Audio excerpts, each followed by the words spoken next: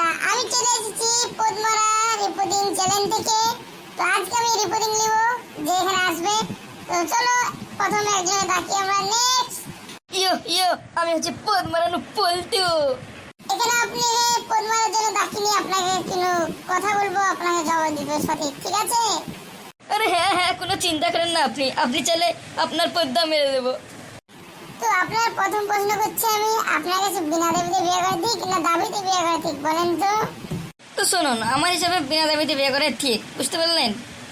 দাবি আমি পছন্দ করি না, যারা দাবিতে বিয়ে করে তাদের এখন বিয়ে করতে দিই না, জানেন? ও, তাহলে আপনি বিনা দাবিতে বিয়ে করার লোক, তাই তো? ইয়েস। আর তুমি চাইলে তোমার পদ্মা মারবো। এবার আমি বলছি একটা কথা শুনুন, আমি বিয়ে করব, সে তো জানে একটা ব্যাপারে একটাই ব্যথা।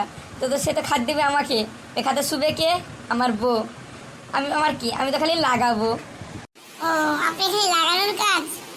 না লাগানো কথা না, এবার কথা তো শোনো।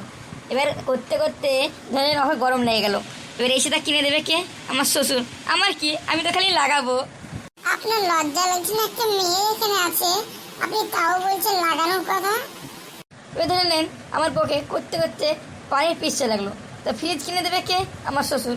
আমার কি, আমি তো খালি লাগাবো।